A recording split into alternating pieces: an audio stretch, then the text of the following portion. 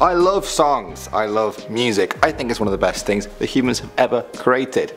Yeah, I said it. We all have a favourite song or two that makes us feel amazing. However, there's always a creepy side to things. Today I'm going through songs that some people say have led to nothing but misery, suffering and even death in some cases. Do you agree with them? And do you dare hear these songs? Let's find out. My name is Danny Burke and these are the top 10 scary songs that should have stayed secret. Starting off at number 10 now, we have the Hungarian suicide song. Another name for this one is Gloomy Sunday. It's a popular song composed by Hungarian pianist and composer Rezső Szerez. It was released in 1933 as a song about the tragedy of war. Over the years, a number of urban legends began to form around the song, mostly involving it being connected to suicides. Press reports in the 1930s drew links between the song and 19 suicides both in Hungary and the US. After the war, the legend died down for a while, only to be picked up again in 1968 when a song's composer did in fact commit suicide. During the war, the BBC even banned a version of the song so as not to affect Britain's wartime morale. A song about war that could potentially lose a country a war. Sounds pretty powerful. Moving on to number 9 now, we have the Lavender Town song. In Pokemon Red and Green for the Game Boy, players would visit Lavender Town, a village that serves as a sort of graveyard for Pokemon full of their ghosts and spirits. I remember being very creeped out by the song itself, but there was an even darker side to it that I didn't know. According to legend, the song was responsible for the deaths of about 100 Japanese children between the age of 10 and 15 who jumped to their deaths, hanged themselves or mutilated themselves a few days after the release of the games. Officials blamed it on the Lavender Town song, stating that the original contained high-pitched tones that made the children lose their minds. The story goes that the music was altered for the North American release and the original has been swept under the rug, never intended to be heard again. Next up at number 8 now, we have Crossroads. This was the name of a song by Robert Johnson, an iconic blues musician. He's remembered today for his great music and fantastic songs, but one of them is referenced by people for all the wrong reasons. The story goes that Johnson met the devil on the outskirts of some unknown town.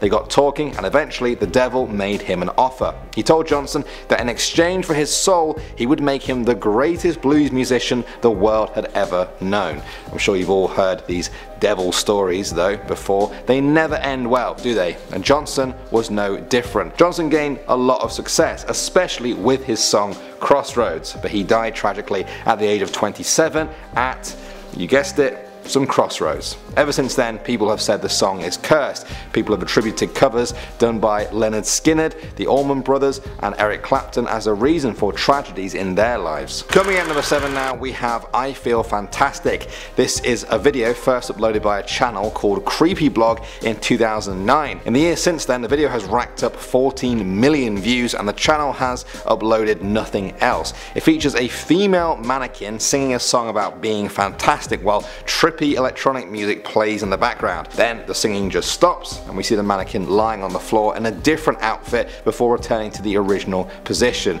The description box of this video contains a few paragraphs that talk about Greek mythology and a sculptor who created a perfect statue bride for himself. There are a number of theories about what the creepy meaning and origin of this video is, but here's perhaps the darkest one I found. Some people think that the maker of this video killed a woman, put her clothes on the mannequin and then zoomed in on the ground outside to show the viewers where she was actually buried. They point to some of the lyrics towards the end of the song that go, "Please leave, run, run, run, run."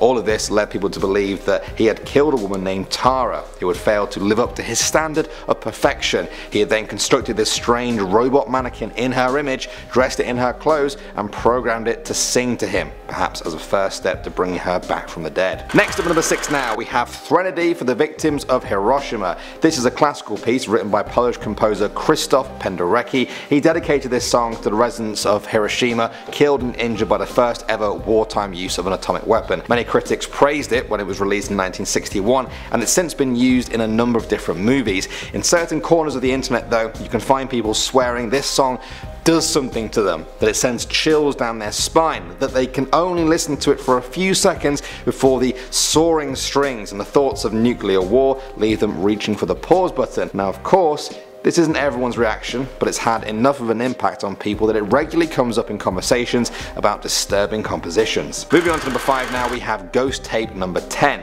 During the Vietnam War, it's claimed that the US came up with a creepy new tactic in their fight against the Viet Cong. With the help of the South Vietnamese, the US Army created scary messages that sounded like voices of the dead. Along with shrieks, screams and moans, a dead Viet Cong soldier pleads with his comrades, saying things like, "My friends, I have come back to let you know that I am dead, and don't end up like me, go home friends before it's too late." American helicopters blasted these ghost tapes all over the jungle to make it sound like the voices were coming from everywhere. Now this was intended to do more than just scare them. The US Army was playing on the strongly held Vietnamese belief that the spirits of the dead are doomed to walk the earth in their own personal hell if their bodies are not found and properly buried. It was hoped that this fear would be instilled in the Viet Cong and convince them to give up the fight or meet the same fate as the ghostly voices. Moving on to number 4 now, we have Better by You, Better Than Me. This is a song by Judas Priest that is said to be responsible for a suicide. In 1985, 18-year-old Raymond Belknap and 20-year-old James Vance shot themselves in a park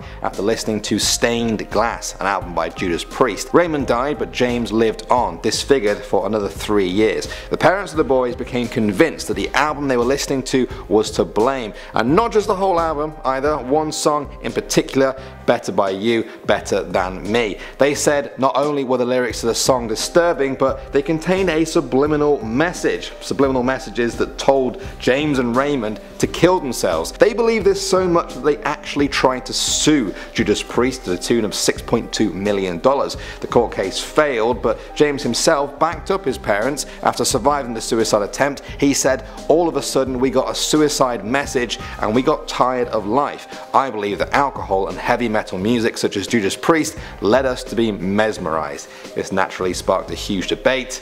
Where do you stand? Next up, number 3 now, we have My Way. This is a famous song covered by Frank Sinatra in 1969. In the years since then, the song has become famous all over the world.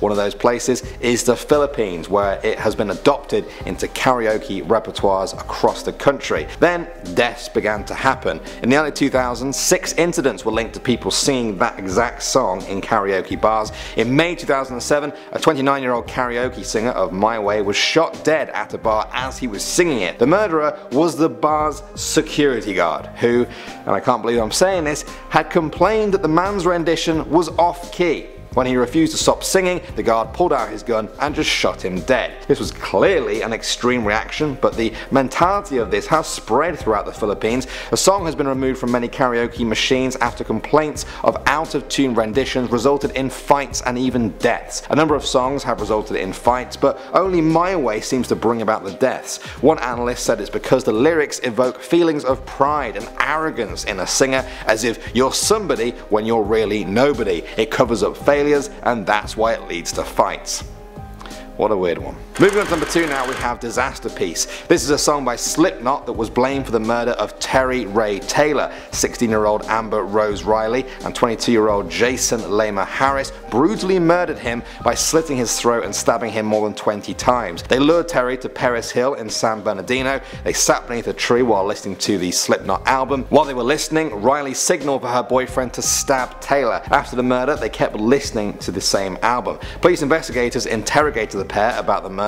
Both of them quoted lyrics from the song Disaster Piece by Slipknot, which contains the lyrics, "I wanna slit your throat and f*** the wound, I wanna push my face in and feel the swoon." Investigators made the link between this reference to throat slitting and the gruesome murder that actually took place. And finally, number 1 now, we have Stairway to Heaven. This is the very famous song by Led Zeppelin. I love it, and I'm honestly not saying this one should have stayed a secret, but some people believe the song is cursed. Some conspiracy theorists say that a satanic message is actually hidden in the song. The lyrics, one of the verses go, "If there's a bustle in your hedgerow, don't be alarmed now, it's just a spring clean for the May Queen. Yes, there are 2 paths you can go down, but in the long run, there's still time to change the road you're on."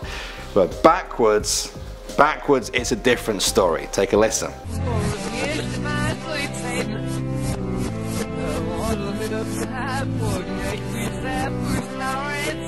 Someone first shared that with me many years ago, and I remember it giving me chills all the way down my back. it's pretty creepy stuff. There's a lot of songs where people claim you hear something different when it's played backwards, but for some reason this one has captured people's imaginations more than others and convinced them that the band was affected by the devil, intentionally or otherwise. But I say that no song should stay secret. If you don't like it, just don't listen to it, unless it's a really bad song that incites violence or hatred, then maybe you should keep it to yourself. I'm not even sure if anyone is still watching the video at this point, and my little rant I've got here, guess I'll go. Thanks for watching guys, my name is still Danny Burke and I will see you all in the next video.